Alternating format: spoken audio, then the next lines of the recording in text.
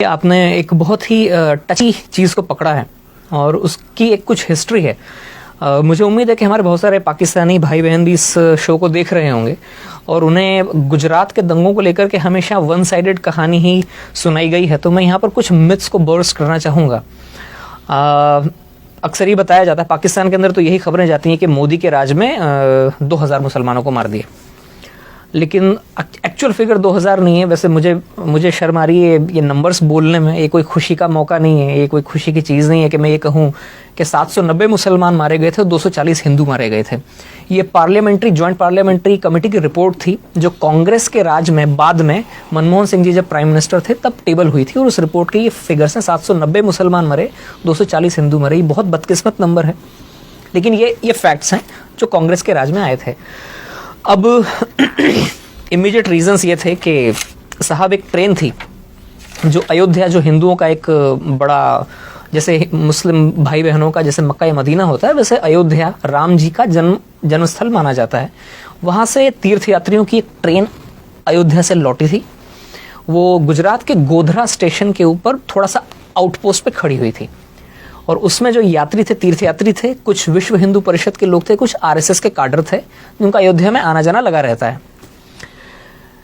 अचानक, and I से this with lot of डिसमे and lot of embarrassment, कि अचानक करीब 1000 मुसलमानों की भीड़ उस ट्रेन के उस डब्बे में पहुंचती है जहां पर इन लोगों के रिजर्वेशन थे। बोगी नंबर S6 और S7 इसे घेरती है। अचानक पथराव शुरू होता है और पेट्रोल में भिगो कर रुई के गद्दों को और तकियों को अंदर फेंका जाता है और आग लगाई जाती है, जिसमें 59 हिंदू जिंदा जलकर मर जाते हैं। 28 फरवरी सन 2002 का दिन था, सुबह 9:30 बजे के आसपास का वक्त था।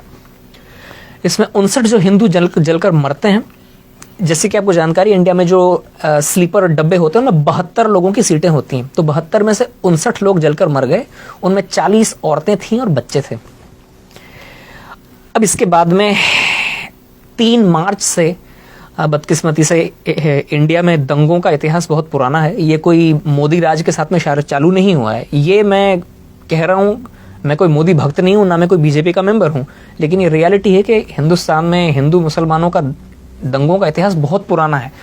बदकिस्मती से दंगे हो जाते हैं 3 मार्च से। जब शुरुआत में इस खबर को थोड़ा दबाया गया, लेकिन जब 59 लोग जिंदा जलकर उन पापड़ जैसे बन गई वो लाशें, और उन लाशों को जब ट्रांसपोर्ट किया गया था तो वो लाशें जहाँ जहाँ से गुजरी वहाँ से ये खबर फैलती चली गई और 3 मार्च से दंगे फसाद चालू हुए, जिनमें बदकिस्मती से जो मैं फिगर्स मैंने आपको बताई उतने लोग मारे गए थे। अलबत्ता दूसरे फैक्ट्स जो हैं उन पर पर्दा डाल दिया जाता है। ऐसा पहली बार हुआ था जब किसी भी राज्य में दंगे शुरू होते ही 48 घंटे के अंदर अंदर वहां के चीफ मिनिस्टर ने आर्मी को आने के लिए ग्रीन सिग्नल दे दिया हो। 5 मार्च का दिन था, आर्मी की टुकड़ियां पहुंच गई थी फ्लैग मार्च करने के लिए। दूसरी बात, ऐसा पहली बार हुआ इंडिया में कि पुलिस की गोलियों से 100 हिंदू दंगाई मारे गए थे। ये फैक्ट्स हैं, ये डॉक्यूमेंटेड फिगर्स हैं, मैं अपने मन से नहीं बता रहा हूं। और ऐसा पहली बार हुआ था कि इस तरह से कट्टर, जो मुस्लिम्स के अंदर जो कुछ कट्टर और ऑर्गेनाइजेशंस थे, उन्होंने वहीं के पास में गोधरा में करीब 50 मस्जिदें हैं, 50-60 मस्जिदें, छोटा सा कस्बा है लेकिन 50-60 मस्जिदें हैं। हो सकता है उनमें से कुछ मस्जिदों को सऊदी फंड्स आते हों, जहां पर वो वहाबिज्म की जो एक्सट्रीम हार्डलाइनर आइडियोलॉजी वहां से वो प्रोपोगेट करते हैं। एक मस्जिद से मोबिलाइज हुई थी वो मॉब जिसने ट्रेन को घेरा था और जिस तरह से जलाया गया, ये भी पहला मौका था इंडिया के अंदर। ये उसका इमीडिएट रीजंस थे। इसके पीछे हिस्ट्री का थोड़ा सा और पीछे आप जाएंगे तो गुजरात की पॉलिटिकल अनसर्टेनिटी भी बहुत ज्यादा थी उस वक्त। ये मार्च 2002 की बात है। उससे 2.5 महीना पहले जब दिवाली के आसपास का वक्त था, तब ही मोदी जी को पैराड्रॉप किया गया था। अटल जी और आडवाणी जी के कहने पर उनको सीधे उठाकर चीफ मिनिस्टर बनाया गया था। वे गुजरात में उसके पहले कभी असेंबली के मेंबर तो क्या, चुनाव लड़ना तो क्या, वे कभी किसी म्यूनिसिपल कॉरपोरेशन का भी चुनाव नहीं लड़े थे।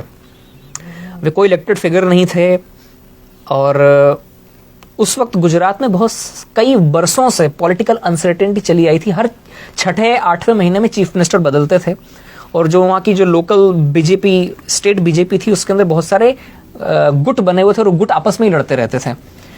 वो हालांकि बीजेपी मेजॉरिटी में थी, लेकिन फिर भी कोई एक तगड़ा लीडर नहीं था। कांग्रेस बहुत होपलेस कंडीशन में थी, लेकिन फिर भी वो इस इनफाइटिंग को थोड़ा बढ़ाने की कोशिश करती थी।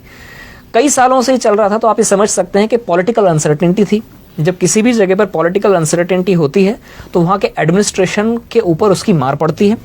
एडमिनिस्ट्रेशन ढीला हो जाता है, पुलिस ढीली हो जाती है और पूरी सोसाइटी में भी एक एजिटेशन हो जाता है, गड़बड़ हो जाती है। तो इन सब चीज़ों की रोशनी में एक नए आदमी को आप उठाकर चीफ मिनिस्टर बनाते हैं, जिसके ज़्यादा सपोर्टर्स भी नहीं थे। और इंडिया में ऐसा होता है कि काफ़ी चीज़ें इंटरपर्सनल तरीके से होती हैं। चीफ मिनिस्टर की उस वक्त हो सकता है वहाँ के पुलिस वालों से भी ज़्यादा जान पहचान ना हो, पुलिस वाले सुनते ना हो, इवन खुद अपनी ही पार्टी के लोग ऐसे मौके पर नए मुर्गे की टांग खींचने की कोशिश करते हैं कि मैं आपको यहाँ पे इसलिए टोक रहा हूँ, आपकी पूरी कहानी हम तक पहुंची और बड़ी इंपॉर्टेंट है। आपने फैक्ट्स के साथ बात की, ये वो फैक्ट्स है जो हमारे दर्शकों को जानने की जरूरत है। आपने एग्जैक्ट नंबर बताए कि हुआ क्या, इंसिडेंट क्या हुआ, क्या कुछ हुआ, और अनफॉर्चुनेटली ऐसा हुआ। मगर उसके बाद हम देखते हैं कि वो ना तो मोदी साहब ने किया था, मोदी साहब ने कंट्रोल किए, और उसी स्टेट में जहां ये इंसिडेंट पहले हुआ करते थे, फिर हमें आगे ये पता चलता है कि उन्होंने मैक्सिमम उसको कंट्रोल किया। मैं कनाडा में गया हूं, जब मोदी साहब हार्पर गवर्नमेंट के ज़माने में यहाँ पर आए थे, तो सबसे बड़ा डेलीगेशन गुजराती मुसलमानों का उनके साथ मिला था, और कितने प्यार से वो मिले थे। मैं इस वक्त काश में रेडी होता तो मेरे पास वो वीडियो में दिखाता अपने दर्शकों को। ये तो वो फैक्ट है। अब देखिए, एक चीज और जोड़ना चाहूंगा इसमें कि उन दंगों के बाद मोदी जी, ये फैक्ट है जी, एक के बाद में 3 इलेक्शन जीते हैं, 5-5 साल। बिल्कुल ऐसा ही। अगर उन्होंने दंगे करवाए होते जैसा कि लोग बोलते हैं, नहीं, वो तो एक सिस्टेमिक कैंपेन है ना उनके खिलाफ, डेमोनाइज करने की। तो गुजरात की जो पब्लिक है, इंडिया की सबसे ज्यादा एजुकेटेड पब्लिक में से मानी जाती है।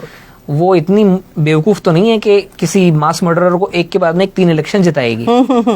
और दूसरी बात यह है कि एक बार जब ये जम गए वहां पर, तो इतिहास साक्षी है, तारीख गवाह है कि उसके बाद में फिर गुजरात में कभी कोई दंगा नहीं हुआ जी।